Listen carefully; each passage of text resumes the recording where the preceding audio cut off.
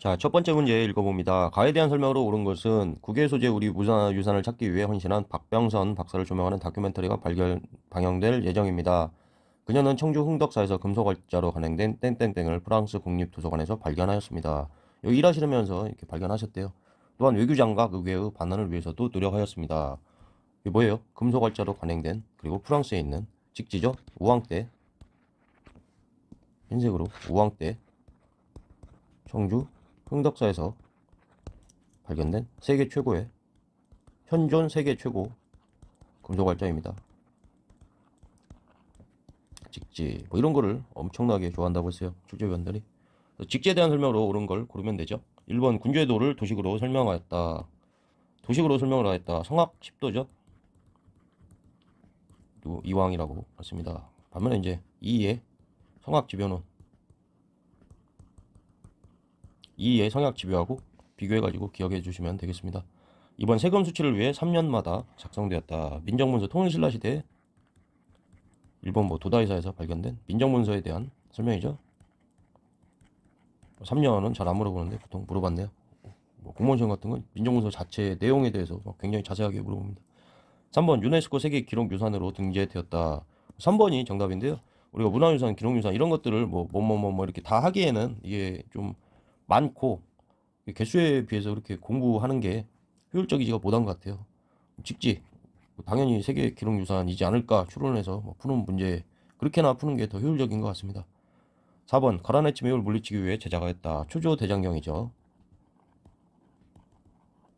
5번 충신 효자 연료를 알리기 위해 간행하였다. 세종 때 조선 세종 때 삼강행실도가 되겠습니다. 그래서 뭐 이렇게 이것도 속어에서 생각해도 3번밖에 없지 않을까 싶어요. 그래서 다 맞출 수 있는 문제다 이렇게 생각합니다. 다음 봐요. 자, 다음 문제 읽어봅니다. 밑줄군 왕에 대한 설명으로 옳은 것은 왕이 지정 연호의 사용을 중지하고 교서를 내려 말하기를 기철 등의 기철이 나왔네요. 기철. 우리 기황후가 있죠. 원나라에 이제 끌려가가지고 황후의 자리까지 올랐다라고요. 뭐 이쁨을 굉장히 받았겠죠. 부원 세력 중에 아주 대표적인 인물입니다. 원나라의 이쁨을 받아가지고 고려에서 이제 행패를 부리는 거예요. 계속 읽어봅니다. 군주의 위세를 빙자하여 나라의 법도를 뒤흔들었다. 자신의 기분에 따라 관리를 마음대로 임명하고 정령을 지 마음대로 바꾸고 토지를 차지하고 노비를 뺏고 막 이랬다. 그래서 기철 등을 처단할 수 있었다. 공민왕에 대한 설명입니다. 공민왕 때 이제 반원 자주책 중에서 고문세족이나 이런 기철 같은 대표적인 부원 세력 여기들을 이제 다 제거한 거죠. 공민왕의 업적과 연관된 것을 골라주면 됩니다. 1번 읽어봅니다. 중서문화성과 상서성을 복구하였다. 고려 이성욕부가 원나라식의 일부 사사 그중에 이제 일부 하면 첨의부라고 단어를 기억해야 된다고 했어요. 이게 이제 공민왕식의 복구가 되죠. 정답이야. 1번이 되고요. 2번 계속 읽어봅니다. 원의 요청으로 일본 원정에 참여하였다. 충렬왕 때 일어난 거죠. 정동행성 그리고 정동행성의 이문소까지 이문소가 나중에 고려의 내정에 간섭하는 기구로 이용됐다까지를 기억해주면 되겠습니다. 3번 조준 등의 건의로 과전법을 제정하였다. 우리 급진파 신진사대부 하게 되면은 조준하고 정도전 이름이 급진파 같잖아요. 급진파 신진사대부입니다. 조준 등의 건의로 과전법을 제정하죠. 과전법을 제정하고 제정한 이후에 조선으로 넘어가죠. 자, 위화도 회군을 하고 돌아와가지고 공우창공 그러잖아요. 공민왕 우왕을 제거를 하고 폐가 입진해가지고 신돈의 자식이다 해가지고 이렇게 차례로 넘겨요. 공양왕 때 과전법을 제정해서 조선으로 넘어갑니다. 3번 이인임 일파를 축출하고 왕권을 회복하였다. 이인임이 나오네요. 이인임에 대한 걸 간단하게 한번 정리해보자면 공민왕이 있잖아요. 공민왕이 있고 공민왕 때 이제 원나라가 반원 자주책 쓰고 하고 원나라가 막 공격하고 하는데 원이 막 세력이 이렇게 약해져요. 공민왕도 막 용기를 가지고 했다기보다 원나라가 세력이 되게 약해져 있음을 원나라에 가서 지내다가 이제 이렇게 돌아오는 거거든요. 원나라가 세력이 약해져 있음을 감지하고 이런 반원 자주책을 쓸 수 있었던 거고 원나라가 약해지니까 주변에 홍건적이 있죠. 옆에 친구가 약해져. 얘는 뭐야? 상대적으로 막 기가 살아나는 거예요. 그래서 홍건적이 막 쳐들어오고 하니까 이때 이제 신흥무유인 세력들이 성장을 하죠. 성장한 인물 중에 이제 여기 나온 4번에 나온 이 이님이 있습니다. 그 다음에 뭐 이성계, 최영도 있죠. 이렇게 있는데 공민왕이 이제 아내가 노국대장 공주라고 해요. 노국대장 공주. 원나라 사람이죠. 그 원에 있을 때 이제 결혼해서 뭐 같이 살았다, 사이가 좋았다 해가지고 뭐 로맨티스트 같이 이렇게 알려져 있는데, 노국대장 공주가 죽고 나서는 뭐 자제위를 설치해가지고 막 남자애들을 부르고 자제위란 걸 설치를 해요. 그래가지고 미소년들을 모아가지고 막 들고 굉장히 뭐 방탕해집니다. 국민왕이 자제위 막 청년들한테 뭐 궁녀를 범해라 해서 그걸 막 관찰을 하고 막 이런 굉장히 희한한 행보를 부려요. 부리다가 나중에 내시한테 살해당합니다. 내시가 뭐 비밀을 고했다 했는데, 너 비밀 어떻게 하실 겁니까? 하니까 걔를 죽여야겠다. 비밀을 알고 있으니까 너도 죽여야겠다. 뭐 이렇게 했다가 내시가 공민왕을 죽여버려요. 어이없게 물러납니다. 공민왕 다음에 누구예요? 우왕이 등장하죠.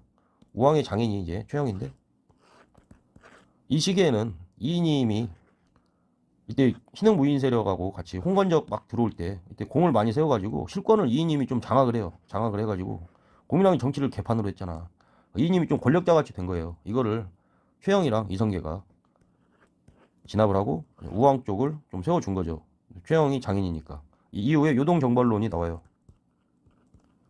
요동정벌은 누가 주장했는가? 최영 쪽은 요동정벌을 주장을 하고 반대는 이성계죠.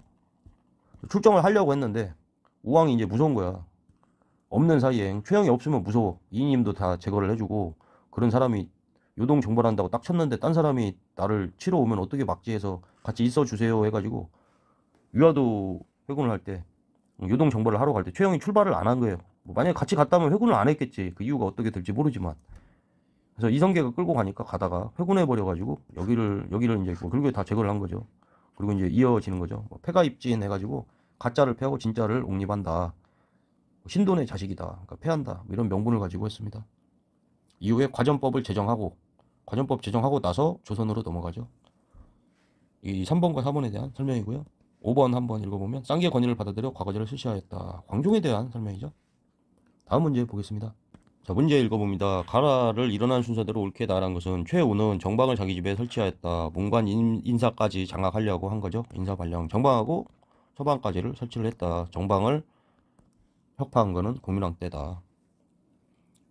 후주 출신 쌍기는 왕에게 과거제도의 도입을 건의하였고 마침내 즉흥고가 후주 쌍기 광종 때 기억하자. 3번 신돈이 나왔네요. 공민왕이 되죠. 전민 변정도가 뭐 4번인데 4번 중에 2번은 기억하자라고 했습니다. 공민왕 때하고 충렬왕 적어줄까요? 충렬왕 때하고 공민왕 때 전민 기억하자.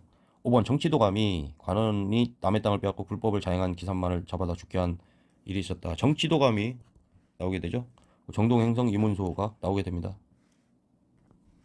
정치도감 하면은 충무광 때, 이걸 뭐 모르더라도 충자로 시작하는 왕들이 나온 시기에 속하는 게 라가 되겠죠. 순서대로 하자면 광종이 가장 처음이 될 테고, 그 다음에 무신정변기가 될 테고, 충충충충 가게 되는 라가 될 테고, 마지막에 국민왕이 될 테고, 나가라다가 되겠네요. 나가라다.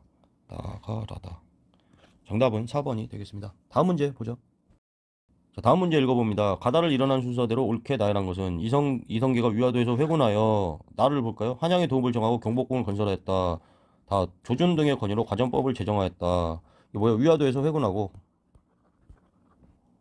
뭐 이제 우왕 다 패하고 최영도 이렇게 밀고 그 다음에 과전법을 만들고 나서 조선을 건국합니다. 이후에 이제 경복궁 건설도 한양으로 천도한 거는 2년 더 있다가 해요. 그리고 한양 천도를 하죠. 뭐 이 순서를 아느냐 뭐 이런 문제예요. 회군하였다. 가가 처음이 될 테고 가다나네요. 가다나를 골라보자. 가다나. 정답은 2번이 됩니다. 다음 문제 보죠. 자, 마지막 문제 보겠습니다. 가나 사이에 시기에 있었던 사실로 옳은 것은 대군이 압록강을 건너 위화도에 머물렀다. 태조가 여러 장수들에게 말하기를 내가 글을 올려 군사를 돌이킬 것을 청했으나 왕도 살피지 아니하고 최영도 늦고 정신이 혼몽하여 듣지 않았다. 위화도 회군에 대한 설명입니다. 나를 읽어볼까요? 왕위에 오를 것을 간절히 권하여 태조가 마지못해 수장궁으로 행차하였다. 이때 뭐 이런 식이지.